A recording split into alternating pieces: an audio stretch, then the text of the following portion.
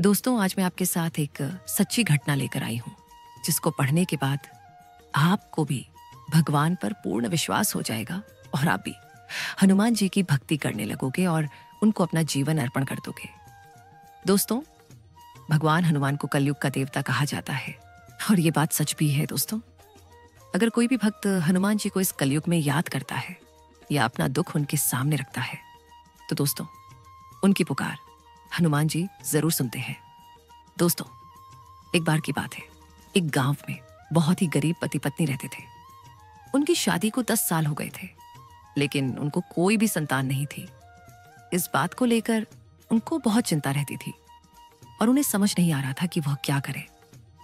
वह औरत बहुत दुखी रहने लगी और सोचने लगी कि अगर मुझे संतान नहीं हुई तो हमारा जीने का क्या फायदा है, और हम जो मेहनत करते हैं उसका भी क्या फायदा है। दोस्तों, वह हर समय चिंता में डूबी रहती थी। एक दिन उसकी एक पड़ोसन उसको बताती है कि पास में एक हनुमान का मंदिर है, वहां एक बाबा रहते हैं, तो उसके पास क्यों नहीं चली जाती। उसके पास जाकर देखो, क्या पता तुम्हें संतान हो जाए और भगवान तुम्हारी सुन ले। बहुत सोचने समझने के बाद वह उस बाबा के पास जाती है और वहां जाकर हनुमान जी की मूर्ति के सामने बैठकर रोने लगती है। जब बाबा उसको उसके रोने का कारण पूछते हैं तो वह बताती है कि उसे कोई संतान नहीं है, और वह कहती है कि बाबा, तुम मेरे लिए हनुमान जी से प्रार्थना करो कि मुझे संतान हो जाए।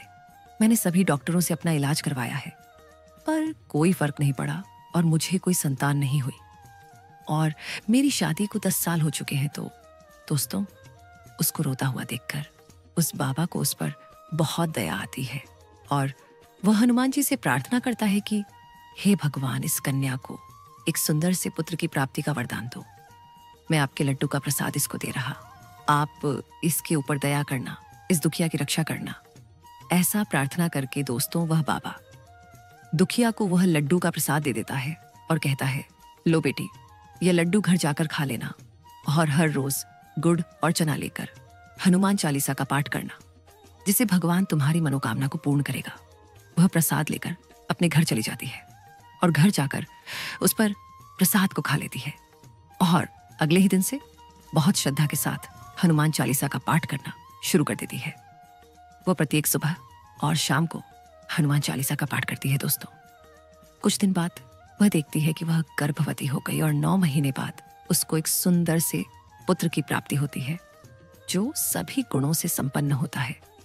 बहुत खुश होती है, उसका पति भी बहुत खुश होता है और वह दिल से हनुमान को प्रार्थना करते हैं और वह हनुमान जी से प्रार्थना करते हैं कि हे भगवान, जैसे हम दुखिया को तूने सहारा दिया है, ऐसे ही दूसरों की भी रक्षा करना।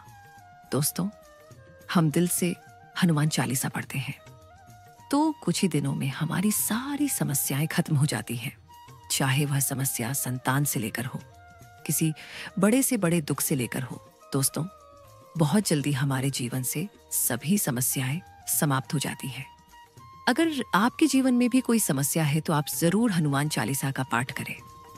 बस दोस्तों, जब हम हनुमान चालीसा का पाठ करते हैं तो हमें शुद्धि का ध्यान रखना पड़ता है और हमें मांस मदिरा का सेवन नहीं करना होता। उसके बाद अगर हम हनुमान चालीसा का पाठ करते हैं तो हमारी सभी समस्याएं पल भर में खत्म हो जाती हैं। और इस कहानी के माध्यम से दोस्तों, मैं आपको बताना चाहती हैं कि अगर आपके जीवन में कोई समस्या है तो आप भी हनुमान जी की पूजा करके अपने जीवन की सारी समस्याएं खत्म कर सकते हैं। धन्यवाद।